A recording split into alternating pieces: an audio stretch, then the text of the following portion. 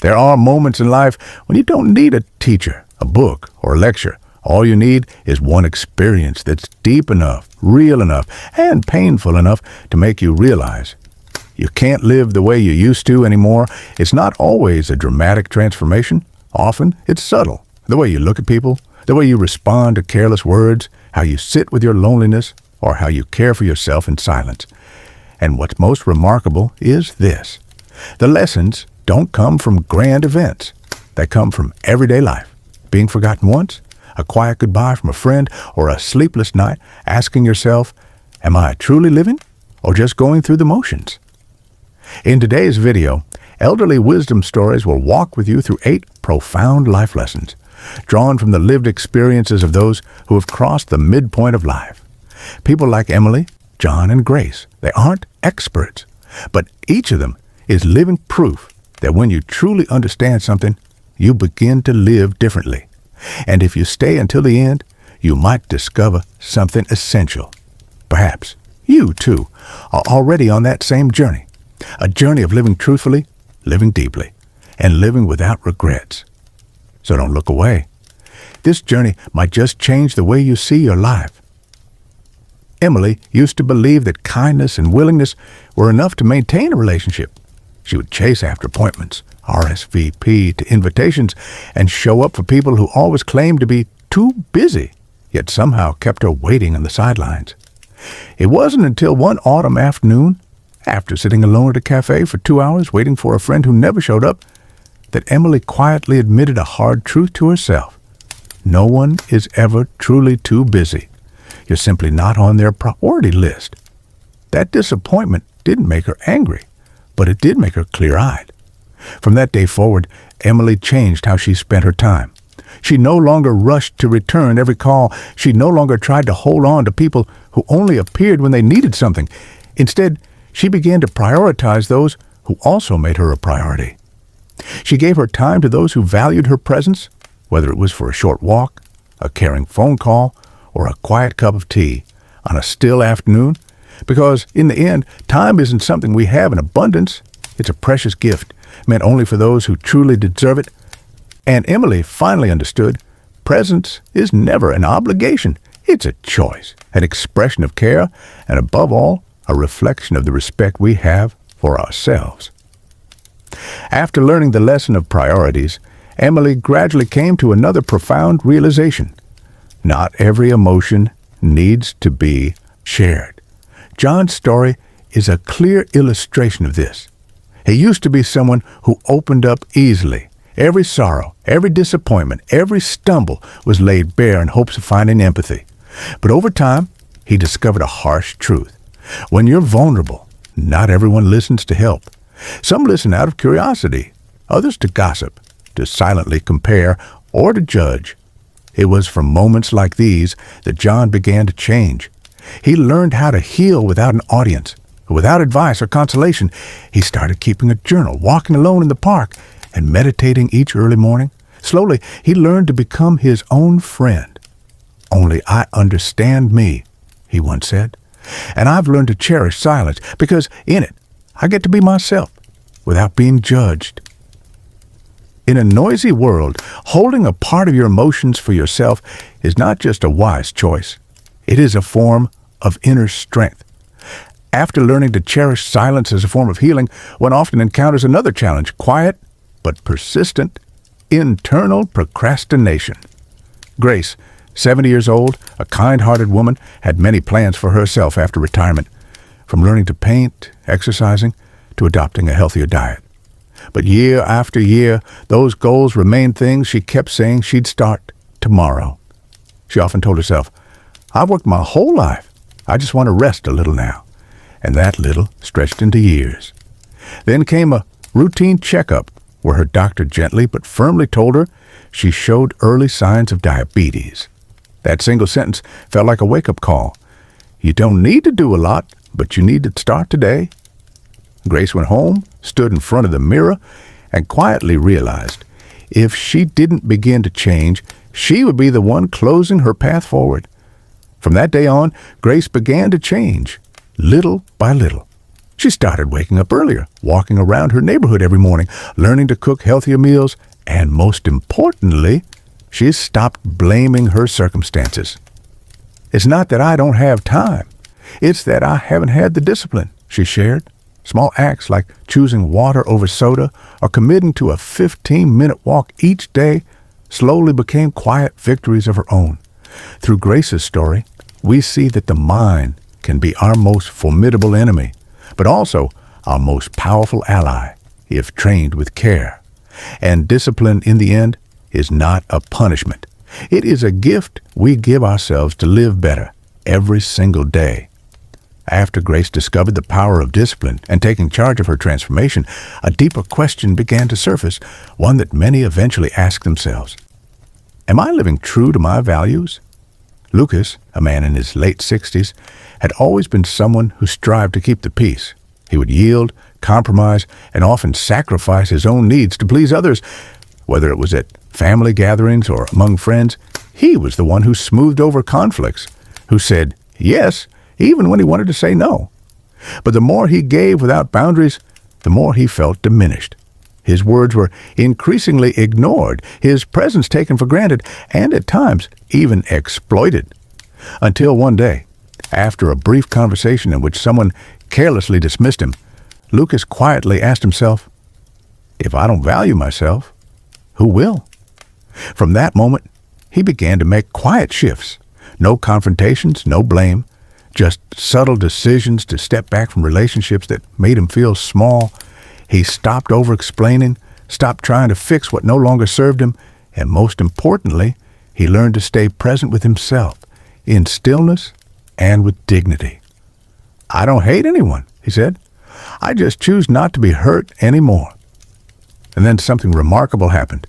He felt lighter, no longer drained by the need to appease, no longer pressured to be liked. He slowed down, but lived more deeply. Through Lucas's story, we come to understand this. Self-worth doesn't come from the eyes of others. It comes from how we treat ourselves. And sometimes knowing when to walk away is the most profound act of self-respect. After Lucas learned to walk away from what no longer served him to honor his worth, we arrive at a lesson that is deeper, more intense, and one of the inevitable turning points on the journey of maturity, facing loss. Olivia, now 68, had been married for over 4 decades. Her husband was her life partner, her confidant, her companion through the seasons of joy and hardship. But then, as happens more often than we wish, yet never truly prepare for, he passed away after a mild stroke. The day she received the news, Olivia's world collapsed. It wasn't just the pain of losing someone dear, it was the hollowness that followed, the unraveling of a life rhythm that had defined her for decades. For 8 months, she sank into a quiet depression. Meals went unfinished, nights passed without sleep, and the house, once filled with warmth, was now suffocatingly silent. No one could pull her from the grief until her daughter, quietly and lovingly, registered her for a therapeutic meditation class. There, in a space of stillness, Olivia began to reconnect, not through words, but through breath. And from that stillness emerged a new awareness. Pain isn't here to bury me. It's here to remind me that I'm still alive. Olivia didn't try to forget her sorrow. She simply learned how to live with it more healthily. She started planting a garden, journaling her thoughts, and joining a local book club. Each small act was like a whisper. I am coming back. And gradually, she found a new version of herself, deeper, calmer, and more grateful. Olivia's story reminds us, falling isn't the end. Sometimes it's the door to an entirely new chapter, one in which we learn to love more fully, precisely because we have known the ache of loss. After Olivia emerged from grief and found rebirth through inner peace, our journey continues with a completely different perspective, the choice to live authentically regardless of age or others' opinions. Walter, at 81, had spent his entire life working as an accountant, a profession rooted in precision, structure, and little concern for the beauty of motion.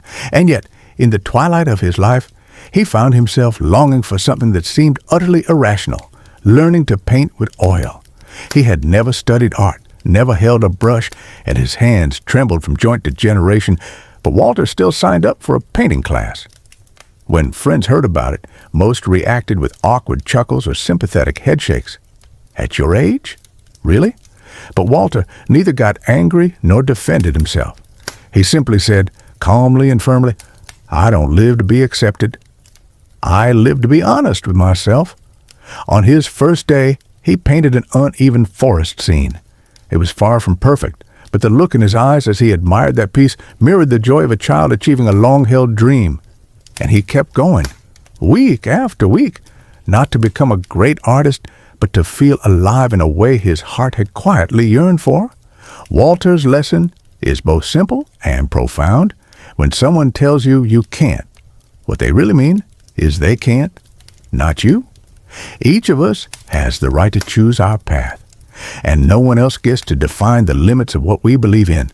And if there is still passion, still hunger, faith within you, then whether you're 61, 71, or even 91, life always has space for a new beginning, not to prove anything to the world, but simply to be true to yourself. After Walter proved that passion has no age and that living truthfully matters more than anyone's judgment, a quiet question began to arise in the hearts of many. Am I truly living or merely repeating yesterday? That same question once echoed deeply in the mind of Catherine, 75, on a quiet winter morning. In a time-worn journal, she wrote a single line, brief but powerful. I'm not living another day. I'm living another chance. For Catherine, each morning no longer felt like a meaningless continuation, but rather an invitation to wake up, to open her eyes, and to choose how she would live that day. Though her body had slowed with age, her memory occasionally faltered, and her eyesight had grown dimmer, she kept one sacred morning ritual, sitting by the window with a warm cup of tea and asking herself, what will I do today to feel truly alive? Some days it meant writing a handwritten letter to an old friend.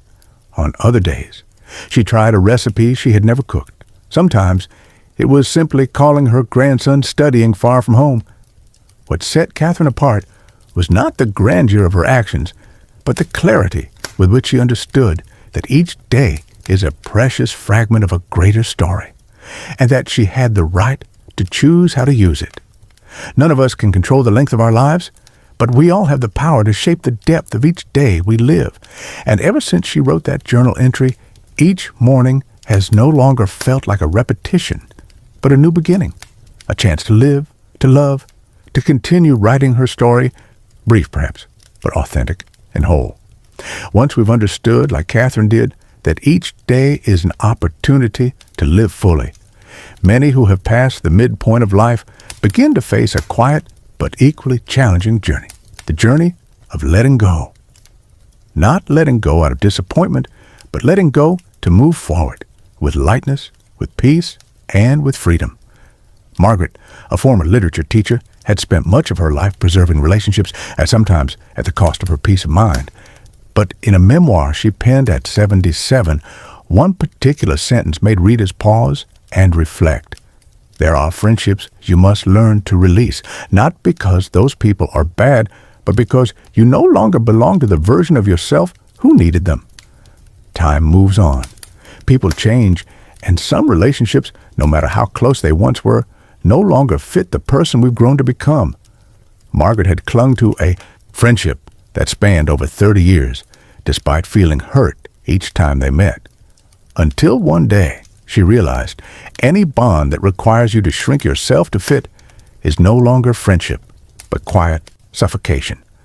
So she chose to step back, quietly, without resentment or explanation. And strangely enough, from that day forward, she felt lighter. Not because the other person had changed, but because she was no longer trapped in an outdated role from her past. Letting go is not failure. Forgiveness is not about whether others deserve it, but whether we deserve peace. When we are brave enough to walk away from what no longer serves us, we make room for what is new, healthy, and genuine to find its way in. And in that sense, whether we are 70, 80, or beyond, the act of letting go can sometimes be the very way we hold on to ourselves. You will no longer waste your time on things that don't matter. You will choose to walk beside those who value your presence. You will listen more closely to your body, learn when to be silent, and find the courage to release what has held you for far too long. You will come to understand that you don't need to become the version of yourself others expect. You only need to be yourself with kindness, depth, and wholeness. And if you're on that journey, whether you've walked a long road or are just taking your first steps, remember this: you're not alone. Every story you carry, every lesson you've learned, every moment of clarity you've gained can become a small light that helps someone else find their way out of their darkness. Leave a comment below. Share a thought, a memory, or a turning point that made you live differently. It might be exactly what someone out there needs to hear. And if stories like these speak to you, don't forget to subscribe to Elderly Wisdom Stories, hit the notification bell, and continue this journey with us, a journey of living with kindness, with understanding, and with no regrets. There is still so much to share, and many lives waiting to be touched.